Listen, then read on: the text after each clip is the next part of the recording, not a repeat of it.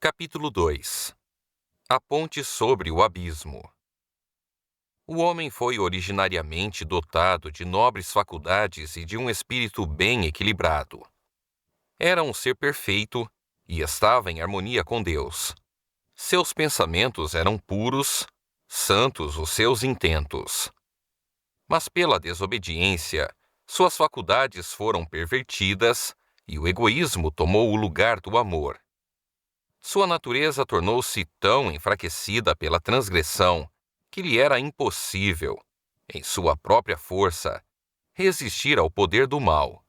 Fez-se cativo de Satanás, e assim teria permanecido para sempre se Deus não tivesse intervindo de modo especial.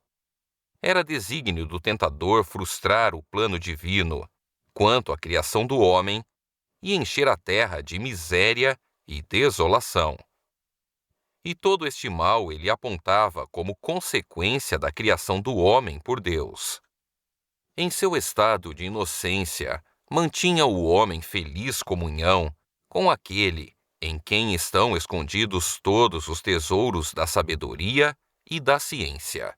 Colossenses capítulo 2, verso 3. Depois de pecar, porém, já não podia encontrar alegria na santidade e procurou esconder-se da presença de Deus. Tal é ainda hoje o estado do coração não convertido. Não está em harmonia com Deus e não encontra prazer na comunhão com Ele. O pecador não poderia sentir-se feliz na presença de Deus. Esquivar-se-ia ao contato dos seres santos. Se lhe fosse permitido entrar no céu, este nenhuma alegria lhe proporcionaria. O espírito de abnegado amor que ali reina, onde cada coração reflete o infinito amor, não encontraria eco em sua alma. Seus pensamentos, seus interesses, seus motivos seriam bem diferentes dos que animam os imaculados habitantes dali. Seria uma nota discordante na melodia celeste. O céu ser-lhe-ia um lugar de suplícios. Almejaria ocultar-se daquele que ali é luz e centro de todas as alegrias. Não é um decreto arbitrário da parte de Deus que veda o céu aos ímpios. Estes são excluídos por sua própria inaptidão para dele participar. A glória de Deus ser-lhes-ia um fogo consumidor. Prefeririam a destruição, para serem escondidos da face daquele que morreu para os redimir. É-nos impossível, por nós mesmos, escapar ao abismo do pecado em que estamos mergulhados. Nosso coração é ímpio, e não o podemos transformar. Quem do imundo tirará o puro? Ninguém. Jó capítulo 14, verso 4. A inclinação da carne é inimizade contra Deus, pois não é sujeita à lei de Deus, nem, em verdade, o pode ser. Romanos capítulo 8, verso 7. A educação, a cultura, o exercício da vontade, o esforço humano, todos têm sua devida esfera de ação, mas neste caso são impotentes. Poderão levar a um procedimento exteriormente correto, mas não podem mudar o coração. São incapazes de purificar as fontes da vida. É preciso um poder que opere interiormente, uma nova vida que proceda do alto, antes que os homens possam substituir o pecado pela santidade. Esse poder é Cristo. Sua graça, unicamente, é que pode avivar as amortecidas faculdades da alma e atraí-la a Deus, à santidade. Disse o Salvador: aquele que não nascer de novo, não receber um novo coração, novos desejos, propósitos e motivos que conduzem a uma nova vida, não pode ver o reino de Deus. João capítulo 3, verso 3. A ideia de que basta desenvolver o bem que por natureza existe no homem é um erro fatal. O homem natural não compreende as coisas do Espírito de Deus, porque lhe parecem loucura, e não pode entendê-las, porque elas se discernem espiritualmente. 1 Coríntios, capítulo 2, verso 14. Não te maravilhes de ter dito: necessário vos é nascer de novo. João capítulo 3, verso 7. Acerca de Cristo diz a Escritura: nele estava a vida, e a vida era a luz dos homens. João capítulo 1, verso 4. E nenhum outro nome há, dado entre os homens, pelo qual devamos ser salvos. Atos capítulo 4, verso 12. Não basta percebermos a benignidade de Deus, vermos a benevolência, a ternura paternal de seu caráter. Não basta reconhecermos a sabedoria e justiça de sua lei, e que ela se baseia sobre o eterno princípio do amor. Paulo, o apóstolo, reconheceu tudo isto quando exclamou: consinto com a lei, que é boa. A lei é santa e o mandamento santo, justo e bom.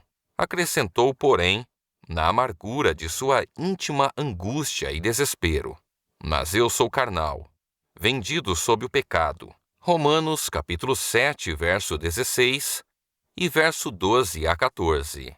Ansiava a pureza, a justiça, as quais era impotente para alcançar por si mesmo, e exclamou: miserável homem que eu sou, quem me livrará do corpo desta morte?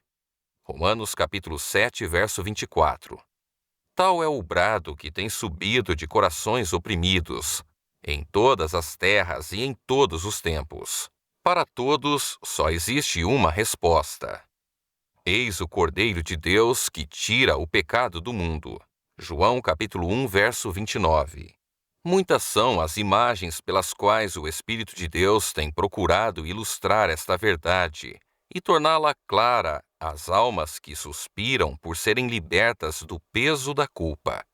Quando, depois de seu pecado de enganar a Esaú, Jacó fugiu do lar paterno, ficou abatido pela consciência da culpa, solitário e desterrado como se achava, separado de tudo o que lhe havia tornado preciosa a vida, o pensamento que, acima de todos os outros, lhe oprimia a alma, era o temor de que seu pecado o alienara de Deus e de que fora rejeitado pelo céu. Com tristeza, deitou-se para repousar sobre a terra nua, tendo em volta de si apenas os solitários outeiros, e sobre si o céu resplandecente de estrelas. Quando dormia, estranha luz lhe feriu a vista. Eis que do plano que estava deitado, amplos e sombreados degraus pareciam erguer-se até as próprias portas do céu, e sobre eles, anjos de Deus, subiam e desciam, enquanto, da glória acima, ouviu a voz de Deus em uma mensagem de conforto e esperança. Assim foi revelado a Jacó o que lhe podia satisfazer a necessidade e anseios da alma: um Salvador. Com alegria e gratidão, viu revelado um meio pelo qual ele, pecador, poderia ser restituído à comunhão com Deus. A mística escada de seu sonho representava Jesus, o único meio de comunicação entre Deus e o homem. É este o mesmo quadro ao qual se referiu Cristo em sua palestra com Natanael, quando disse: vereis o céu aberto e os anjos de Deus subirem e descerem sobre o Filho do Homem. João capítulo 1, verso 51. Apostatando, o homem alienou-se de Deus. A terra foi separada do céu. Através do abismo existente entre eles, não podia haver comunicação. Mas por Cristo a terra foi de novo ligada ao céu.